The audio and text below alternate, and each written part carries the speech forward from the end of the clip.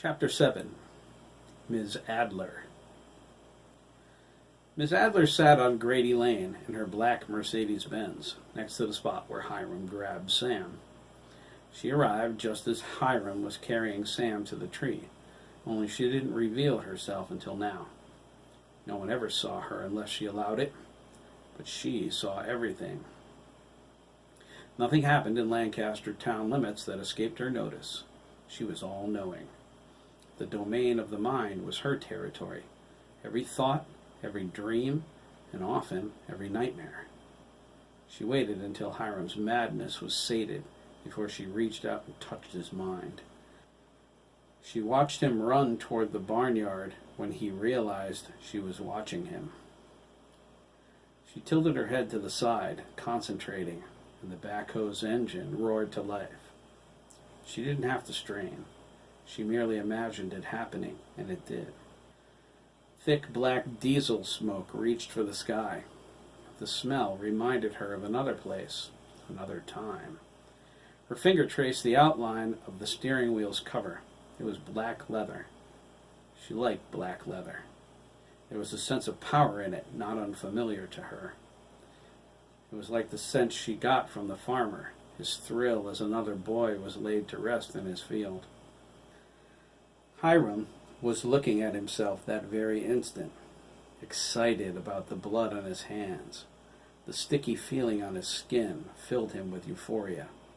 He intended to wear Sam's blood all day. If anyone saw him like that, he would tell them he'd slaughtered a calf. It was a common practice on the farm, not that anyone ever saw any of the meat. Miss Adler waited until Hiram was over the crest of the hill before she got out of her car. She crossed the road to the shabby barbed wire fence that bordered the pasture. She focused her power and rose off the ground, gently floating over it. She landed silently on the other side. She walked across the pasture and stood over Sam's grave, her hands in the pockets of her flowing black skirt. She lowered her head, closed her eyes, and gathered her strength. Her eyes snapped open, her irises exploding with bright midnight blue energy. Their radiance burned with power. "Come, Master Stone," Miss Adler said, her voice distorted by the power.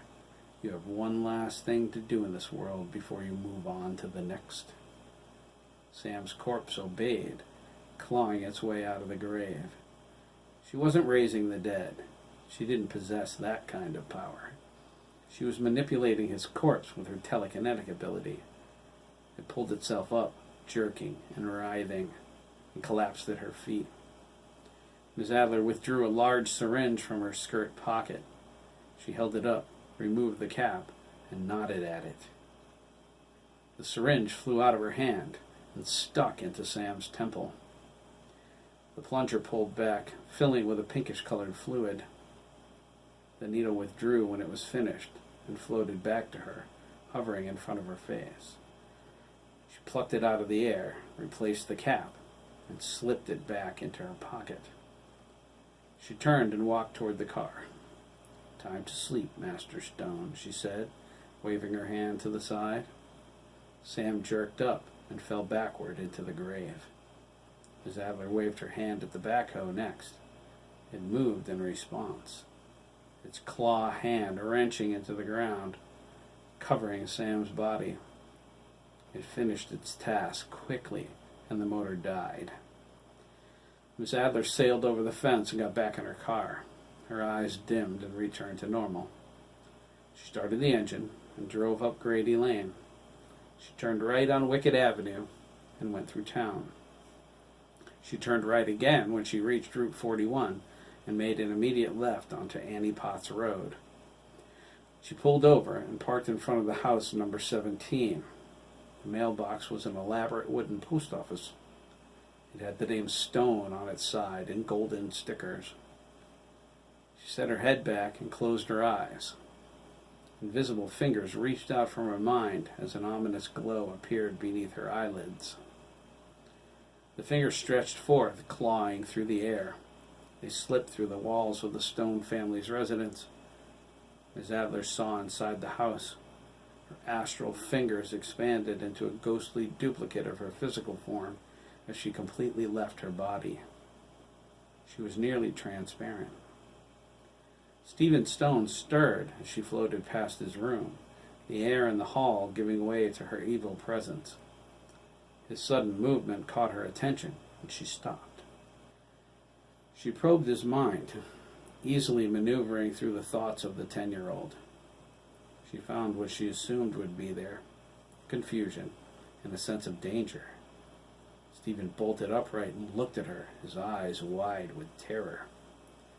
He's very sensitive, she thought, grimacing at him. It was true, more people were than even knew, especially children. She smiled a malicious grin.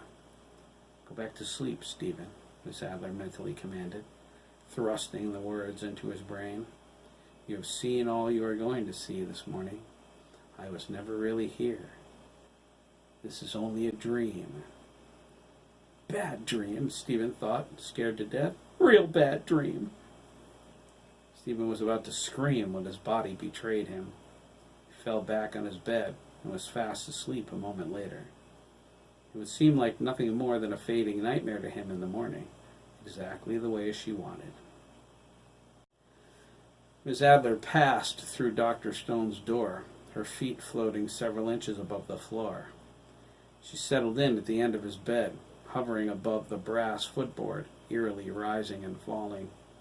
The bright light from her irises illuminated the room, causing him to stir. He looked sleepily toward her, shielding his eyes from the glow. His expression became confused. "What is it?" Dr. Stone croaked, somewhere between awake and asleep. Miss Adler latched onto his mind with her telepathic power. Dr. Stone's features went blank. His eyes rolled back into his head. "I came to remind you about your son, Sam, Doctor," Miss Adler whispered. Her voice seemed to echo from everywhere inside him. "Sam?" he asked, his heart sinking. "Oh, Sam, I love you, boy." "Yes, you do, Doctor," Miss Adler smiled. "That is why you had to send him away." "No, I sent Sammy? Sent? It's a special place, remember?" She pushed him harder, digging deeper into his mind. Somewhere he can learn to move past his weak heart and be more like other children. A place he can be strong. Camp, Doctor. Sam's gone to camp. Strong. Yes, my Sammy. Miss Adler locked him in the false memory. "You will remember, Doctor. Sam is unavailable, but we'll be back sometime soon. Everyone needs to be patient." She smiled as she faded away. "This will all be over before you know it." "Sammy, I love you." Dr. Stone fell back to sleep. The black Mercedes roared to life a moment later. Miss Adler drove away, the psychotic titter of her laughter carrying on the breeze.